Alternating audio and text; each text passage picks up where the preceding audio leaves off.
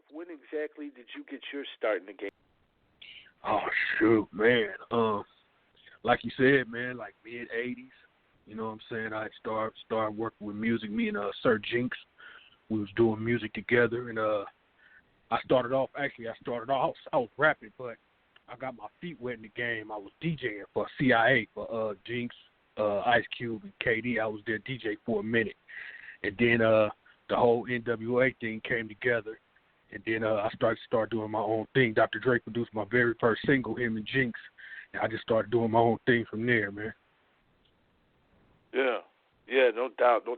We had K-Dee on this show. He was saying back then Ice Cube was calling himself Purple Ice. Yeah, Purple Ice, man.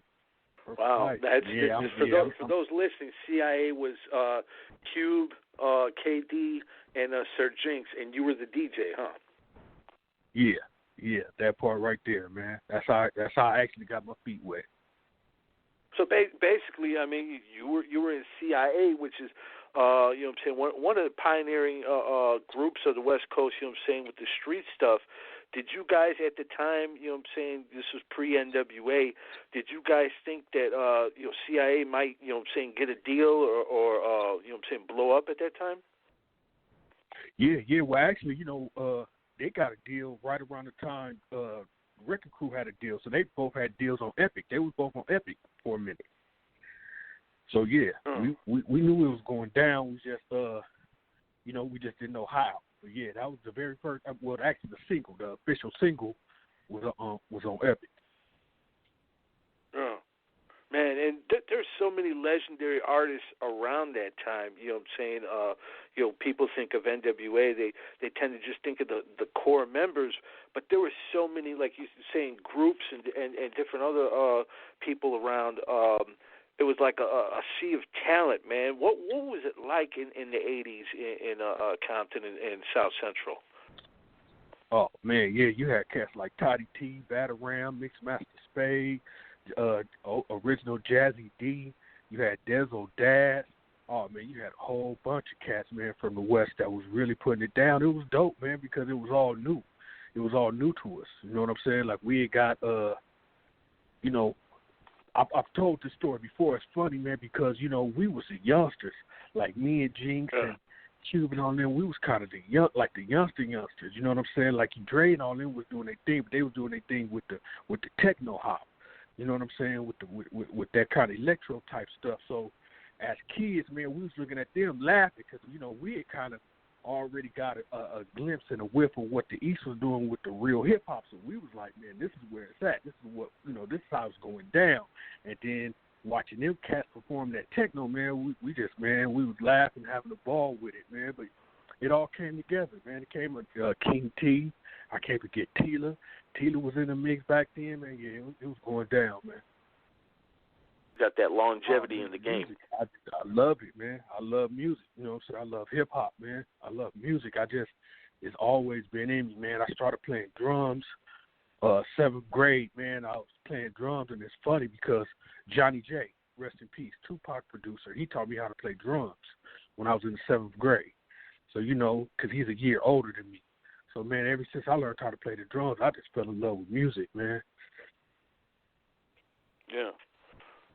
It transcended into production yourself. But before we get into that, you talked about, a few minutes ago, how Dr. Dre produced your first single. Was that the Turn It Loose one? Yeah. Turn It Loose. Okay, now Dre. Now this is what year was this? Was this before N.W.A. or was this right around the same time?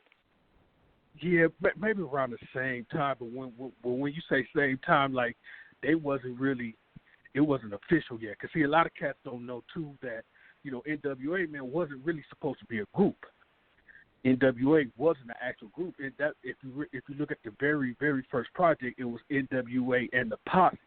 Meaning it was just a gang of the homies. It was not supposed to be a group, but they took the so-called leader from each group. So you had Dre from Record Crew, you had Eazy, then you had Q, the head of C.I.A.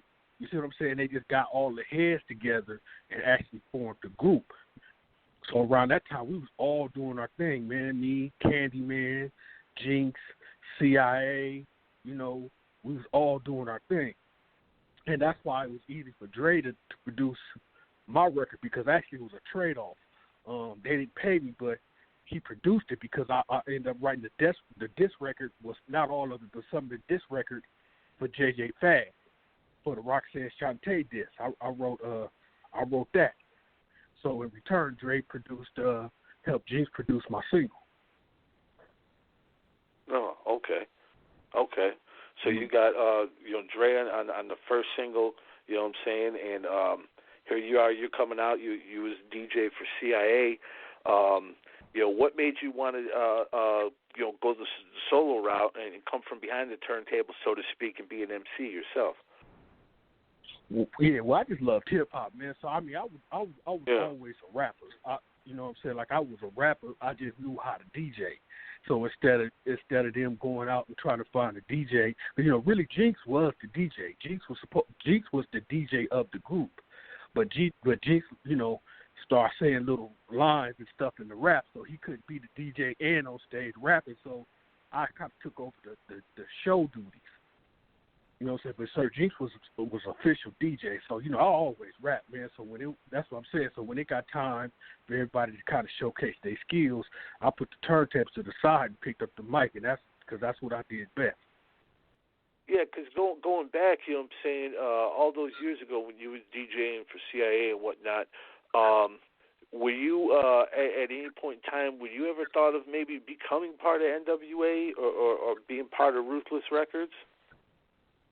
No, you know what? Nah, not really, because that's what I'm saying. But like the age gap, even though I'm older now, but the age gap back then, man, I was young, man. I was like a young buck. I was like you say, man, like when N.W.A. just like started, man, we was like 15, 16, 17 years old, man. So I was kind of young, you know what I'm saying? Like I was doing my own thing basically. You know what I'm saying? Always have, even with the Lynch Mob stuff. That's why I wasn't featured on the albums, because I always did my thing. Like when they started on that Lynch Mob album, I was already signed to Capitol, me and Battle Cat working on my album. Yeah. So you already had something going on. You know what I'm saying? Yeah. What about were you ever like affiliated or talked to Eazy-E at all at that time? He seemed like he was a genius, you know what I'm saying, like a visionary. Did you see that in him, if so? Yeah, all day. I mean, that's one thing we did. Because we were still a crew, so, we would still get together and work on music and share music and stuff like that. So, I was there the whole ride, you know what I'm saying? I was there. So I understood, what the dude was doing, man. But I knew it. I knew that. I knew what he was going to do. Because the movie didn't really portray how he left N.W.A. and how he pursued his solo career. They touched on it, man, but it's a movie. You know what I'm saying? But to really see how it happened and how he elevated, it was bananas, man.